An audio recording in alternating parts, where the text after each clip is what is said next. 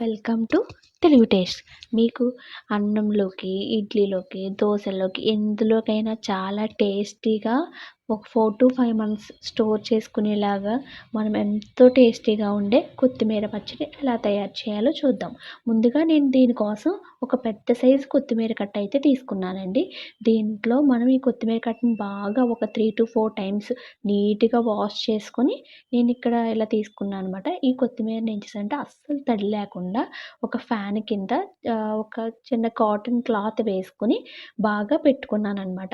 బాగా ఆరిపోయే వరకు ఇలా ఫ్యాన్ కింద పెట్టుకొని తిప్పుకుంటా చూసుకుంటా ఉన్నాను. అసలు తడి లేకుండా మనం ఇది స్టోర్ చేసుకుంటాం కదా! అలా స్టోర్ చేసుకోవాలంటే తడి లేకుండా చేసుకోవాలి. అప్పుడు దీన్ని మనం చిన్న చిన్న ముక్కల కింద కట్ చేసుకొని ఇలా చేసుకుంటే నాకిలా ఈ బౌల్‌తో వచ్చింది. వచ్చిన తర్వాత నేను పక్కన పెట్టుకున్నాను. ఇప్పుడు దీంట్లోకి మనకు ముందుగా ఒక ఇంత మనకి పులుపుకి సరిపడినంత చింతపండు తీసుకొని దీంట్లోకి మనం హాట్ వాటర్ ఏసుకొని పక్కన పెట్టుకోవాలండి. హాట్ వాటర్ ఏసుకొని పక్కన పెట్టుకోవడం వల్ల మనకేమవుతదంటే పికిల్ అనేది పాడవకుండా ఉంటది. సో, నేను హాట్ వాటర్ ఏసుకొని చింతపండునని పక్కన పెట్టుకున్నాను. దానికన్నా ముందు నేను ఒక స్పూను ఆవాలు, ఒక స్పూన్ మెంతులు తీసుకొని దీన్ని రాగానే బాగా వేయించుకొని దీన్ని మిక్సీ పట్టుకుంటున్నాననమాట. అలాగే మళ్ళీ కడాయి పెట్టుకొని దీంట్లోకి ఎండుమిరపకాయలు వేసుకొని, ఎండుమిరపకాయలు కూడా బాగా వేయించుకున్నాను. ఎండుమిరపకాయలు కూడా మనం కారంకి సరిపడా తీసుకోండి. నాకైతే ఎండుమిరపకాయలు కొంచెం కారంగా ఉన్నాయన్నమాట. అందుకని నేను తీసుకున్నాను. ఆహ్, ఎవరి టేస్ట్ బట్టి వాళ్ళు తీసుకోవచ్చు. బాగా కారం తినేవాళ్ళు ఇంకా కొంచెం ఎక్కువ తీసుకోవచ్చు. లేదంటే కొంచెం తక్కువగా తీసుకోవచ్చు. నాకు ఇన్ని ఒక 15-20 ఎండుమిరపకాయలయితే తీసుకున్నానండి నేను ఇంత ఒక కట్ట కొత్తిమీరకి. తీసుకొని నేను బాగా ఫ్రై చేసుకున్నాను. ఫ్రై చేసుకున్న ఎండుమిరపకాయలను పక్కకు తీసుకొని మరి ఫ్రై పెట్టుకొని మళ్ళా ఇప్పుడు మనం ఆల్రెడీ కట్ చేసి పెట్టుకున్న కొత్తిమీర ఉంది కదా! దాన్ని కొంచెం ఆయిల్ ఏసుకొని కొత్తిమీర బాగా అసలు తడి ఉండకుండా బాగా డ్రైగా అయిపోయే వరకు ఇలా వేయించుకుంటే ఇంత తక్కువగా అయిపోయింది. నాకు కట్ట కొత్తిమీర కాస్త ఇంత అయిపోయింది.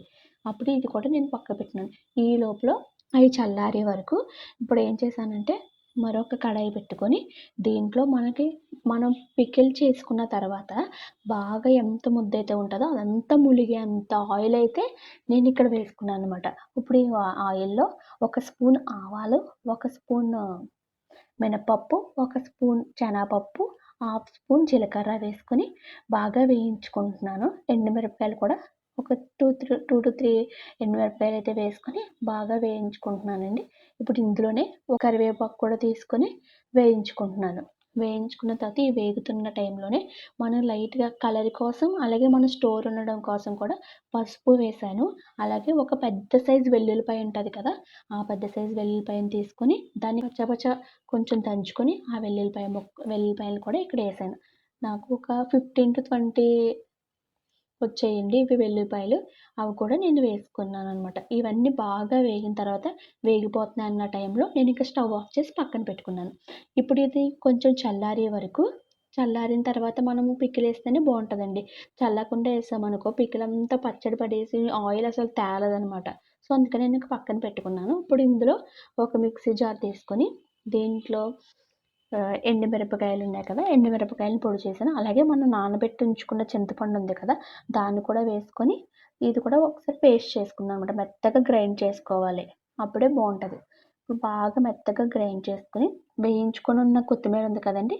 అది కూడా ఈ పేస్ట్‌లో వేసుకొని బాగా మెత్తగా అయ్యే వరకు పేస్ట్ చేసుకున్నాననమాట. ఇప్పుడు పేస్ట్ చేసుకున్న దాన్ని మనం ఆల్రెడీ పోపులో అయి పెట్టుకొని ఆయిల్ అది ఏసుకొని ఉంచుకున్నాం కదండీ!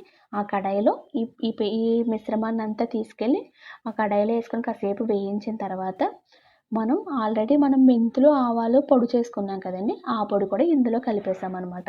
అంతే. చాలా టేస్టీగా ఉండే కొత్తిమీర పికిలయితే మనకు రెడీ అయిపోయిందండి.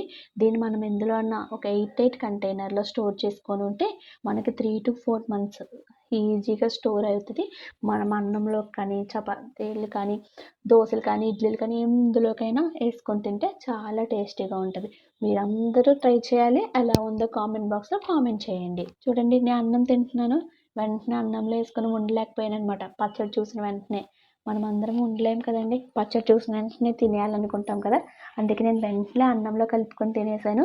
చాలా టేస్టీగా అయితే వచ్చింది. మీరందరూ ట్రై చేయండి.